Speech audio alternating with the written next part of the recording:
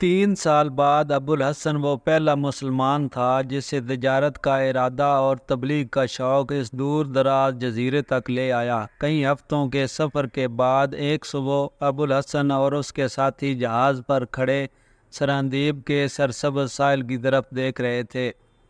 بندرگاہ کے قریب مرد، عورتیں اور بچے کشتیوں میں سوار ہو کر جہاز کے استقبال کو نکلے۔ ایک کشتی پر ابوالحسن کو سیاہ فام اور نیم عریاں عورتوں کے درمیان ایک اجنبی صورت دکھائی دی۔ اس کا رنگ سرخ اور شکل و صورت جزیرے کے باشندوں سے بہت مختلف تھی۔ دوسری کشتیوں سے پہلے جہاز کے قریب پہنچنے کے لیے وہ اپنی کشتی پر کھڑی ملاحوں کو جو کشتی کے چپو چلا رہے تھے ڈانٹ رہی تھی۔ یہ کشتی باقی سب کشتیوں کو پیچھے چھوڑتی ہوئی جہاز کے ساتھ آ لگی۔ لڑکی نے ابوالحسن کی طرف دیکھا اور اس نے بے باک نگاہوں کا جواب دینے کی بجائے منہ دوسری طرف کر لیا۔ ابوالحسن کے ساتھیوں کو بھی عورتوں کا نیم عریاں لباس پسند نہ آیا۔ حسین لڑکی نے جہاز والوں کی بے اعتنائی کو اپنی توہین سمجھتے ہوئے اپنی زبان میں کچھ کہا، لیکن کوئی جواب نہ آیا۔ اچانک ابوالحسن نے چیخنے کی آواز سنی۔ جب نیچے دیکھا تو کشتی سے تھوڑی دور وہی خوبصورت لڑکی پانی میں ڈوب رہی تھی، اور لوگ اس کی چیخ و پکار سن کر بھی بے پرواہی سے اس کی طرف دیکھ رہے تھے۔ ابوالحسن نے پہلے رسی کی سیڑھی پھینکی، لیکن جب اسے یقین ہو گیا کہ لڑکی کے ہاتھ پاؤں جواب دے رہے ہیں اور وہ سیڑھی تک نہیں پہنچ سکتی، تو وہ کپڑوں سمیت سمندر میں کود پڑا۔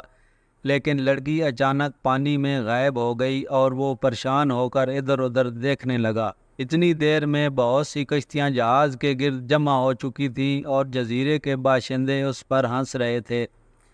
ابوالحسن نے 3 مرتبہ غوطہ لگانے کے بعد دل برداشتہ ہو کر سیڑھی کی رسی پکڑ لی اور وہ جہاز پر چڑھنے کا ارادہ کر رہا تھا کہ اوپر سے اس کا ساتھی چلانے لگا، وہ جہاز کے دوسری طرف ہے اور ڈوب رہی ہے، شاید کسی مچھلی نے پکڑ رکھا ہے۔ مقامی مردوں اور عورتوں نے پھر کہکا لگایا۔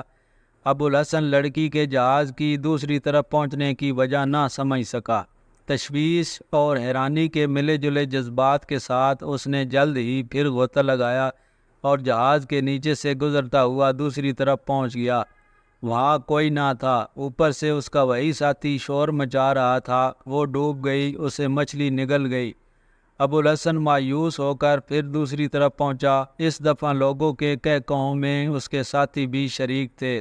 ایک عرب نے کہا، آپ آ جائیں، وہ آپ سے بہتر تیر سکتی ہے۔ ابوالحسن نے شرمسار ہو کر سیڑھی پکڑ لی، لیکن ابھی ایک پاؤں اوپر رکھا تھا کہ کسی نے اس کی ٹانگ پکڑ کر پانی میں گرا دیا۔ اس نے سنبھل کر ادھر ادھر دیکھا تو لڑکی تیزی سے سیڑھی پر چڑھ رہی تھی۔ ابوالحسن جہاز پر پہنچا تو اس کے ساتھی پریشان سے ہو کر لڑکی کے کہکے سن رہے تھے۔ لڑکی نے ابوالحسن کی طرف دیکھ کر عربی زبان میں کہا کہ مجھے آپ کے بھیگ جانے کا بہت افسوس ہے۔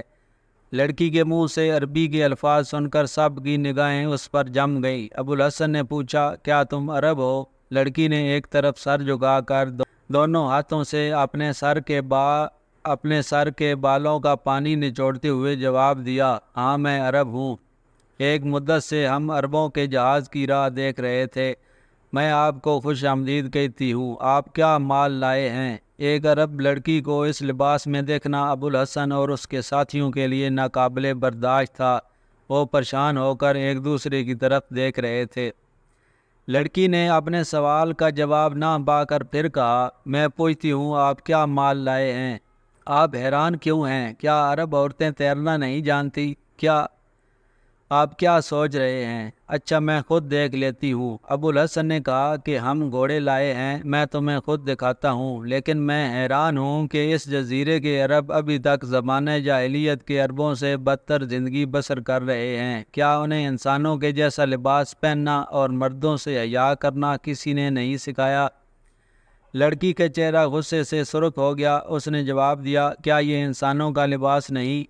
معلوم ہوتا ہے کہ تمہارے گھر تک اسلام کی روشنی ابھی تک نہیں آئی ہے۔ یہ کہہ کر ابو الحسن نے ایک جبہ اٹھایا اور لڑکی کے کندھوں پر ڈال کر بولا، اب تم ہمارا جہاز دیکھ سکتی ہو۔ لڑکی نے ابو الحسن کے الفاظ سے زیادہ اس کی شخصیت سے متاثر ہو کر اپنے بازوؤں اور پنڈلیوں کو جبے میں چھپا لیا۔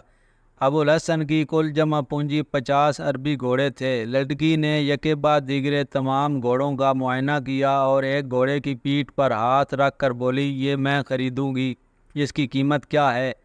ابو الحسن نے کہا، تم میں ابھی تک عربوں کی ایک خصوصیت باقی ہے، یہی گھوڑا ان سب میں بہترین ہے، لیکن تم اس کی قیمت ادا نہیں کر سکو گی اور نہ یہ عورتوں کی سواری کے قابل ہے۔ یہ جس قدر خوبصورت اور تیز رفتار ہے اسی قدر منہ زور بھی ہے۔ لڑکی اس جواب پر مسکرائی اور بولی، خیر دیکھا جائے گا، آپ نے جہاز اتنی دور کیوں ٹھہرا لیا؟ ابو الحسن نے جواب دیا کہ میں اس ملک کی حکومت سے اجازت لینا ضروری خیال کرتا ہوں۔ لڑکی نے کہا کہ سراندیپ کا راجہ ایک مدت سے عربوں کے جہاز کا انتظار کر رہا ہے، جہاز کنارے پر لے چلیں۔ لیجیے، راجہ کے امیر خود ہی پہنچ گئے۔ دلیپ سنگھ عبدالشمس سے گہرے تعلقات کی بدولت عربی زبان میں اچھی خاصی مہارت پیدا کر چکا تھا۔ اس نے جہاز پر چڑھتے ہی عربی زبان میں کہا، آپ نے جہاز اتنی دور کیوں ٹھہرا لیا؟ ابو الحسن کے بجائے لڑکی نے جواب دیا کہ ان کا خیال تھا کہ شاید جہاز کو بندرگاہ پر لگانے سے پہلے راجہ سے اجازت حاصل کرنا ضروری ہو۔